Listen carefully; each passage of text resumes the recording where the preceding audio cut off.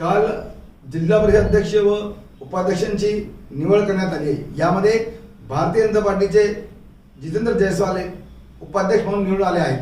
UCN TV न्यूजचे प्रतिनिधी राज ठाकरे यांनी त्यांची चर्चा केली। उपाध्यक्षपदी आज निवड झाली, काय सांगाल? खऱ्या अर्थाने लोकशाहीचा झालेला हा विजय आहे। विशेषतः इतकी मोठी निवडणूक असताना इतकी मोठी निवडणूक पारित झाली छत्रपती संभाजीनगरमध्ये, परंतु जी विश्वासार्हता भारतीय जनता पार्टीने आजपर्यंत जे नाव कमवलं, मागील 2014 पासून जी विश्वासार्हता त्या भारतीय जनता पार्टीने टिकवली, त्याची फलश्रुती म्हणून आजची निवड झालेली आहे। आणि विशेष म्हणजे फक्त भारतीय जनता पार्टीचे सदस्य जागेवर नाही राहिले, तर एकूणच बाकी जे पक्ष मित्रपक्ष होते, मित्रपक्षासह अपक्ष राहिलेले जेही उमेदवार आले होते, जे सदस्य बनले, त्यांनीही ती विश्वासार्हता दाखवली। आणि ही पहिली वेळ आहे की भारतीय जनता पार्टीने महानगरपालिकेमध्ये जी विश्वासार्हता कायम केली आणि येत्या 5 वर्षामध्ये गाडीचे 2 चाकासारखी शहरी भाग आणि ग्रामीण भाग, म्हणजे दोन्हीही चाकं गाडीच्या चाकासारखी हे चालतील। आणि खऱ्या अर्थाने छत्रपती संभाजीनगर शहर आणि छत्रपती संभाजीनगरचा ग्रामीण भाग हा उजळून निघल्याशिवाय राहणार नाही। मिनी मंत्रालय भाजपच्या ताब्यात आलंय, ग्रामीण भागाचा आता विकास होणार का? ग्रामीण भागाचा ज्या मूलभूत सुविधांचा अभाव आजही आहे। खऱ्या अर्थाने मी मागे 2 पंचवार्षिकमध्ये इथे काम केलेलं आहे, 2007 ते 2012 आणि 2017 ते 22, परंतु सतत जनतेच्या संपर्कात राहणारा भारतीय जनता पार्टीचा एक कार्यकर्ता असेल, मग ते पद असो किंवा नसो। आणि आपला जो प्रश्न आहे की भारतीय जनता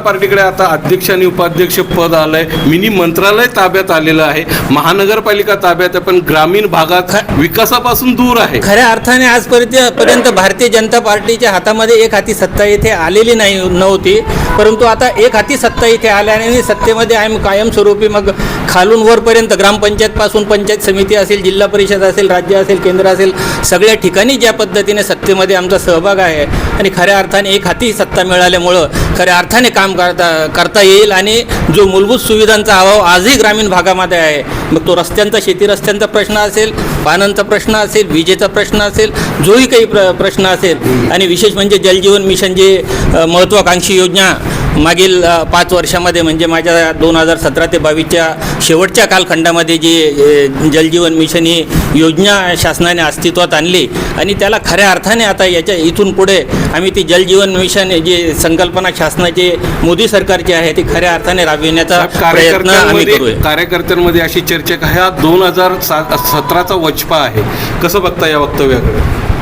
नाही, असं या पद्धतीचं घाणेरडं राजकारण भारतीय जनता पार्टीनं कधीही केलेलं नाही आहे। आणि ती विश्वासार्हता आहे म्हणूनच आता इथला एकही सदस्य बाहेर कुठं सहलीवर गेला नाही, सगळे आपल्या जागेवरच होते। आणि आजचं हे यश त्यावरून आपल्याला, मी सांगतो म्हणून नाही तर तमाम जगाच्या माध्यमातून असेल, शहरामध्ये जे वातावरण आहे त्याच्या माध्यमातूनही आपल्याला कळून येईल की जे आहे विश्वास कायम ठेवलेला आहे। साहेब, आपण उपाध्यक्षपदी निवड झालेली आहे, अध्यक्षही आपलेच आहे, पण ग्रामीण भागामध्ये आजही जसा आपण आता उल्लेख केला, पाण्याचा आणि विजेचा खूप मोठा प्रश्न आहे, याकडे आपण गांभीर्याने बघणार का आणि याला प्राधान्य देणार आहात का? मागील कालखंडामध्ये मोठ्या प्रमाणात खोलीकरण, रुंदीकरण मोठ्या प्रमाणात झाले हे आपल्यालाही कल्पना आहे।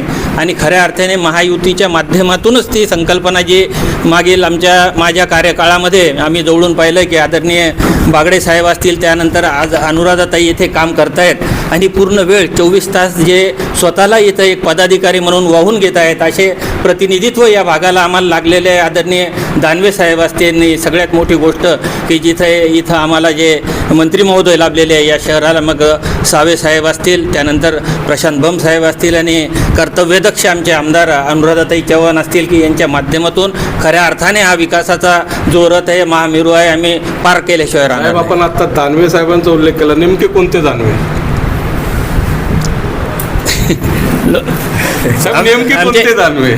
दानवे साहेब जे आमचे लोकसभेचे, ज्यांनी कित्येक वेळा खासदारकी आणि केंद्रीय मंत्री, माझे केंद्रीय मंत्री आदरणीय दानवे साहेब, त्यांचा उल्लेख मी करतोय आणि आपणही तेवढं समजू शकतात, परंतु धन्यवाद।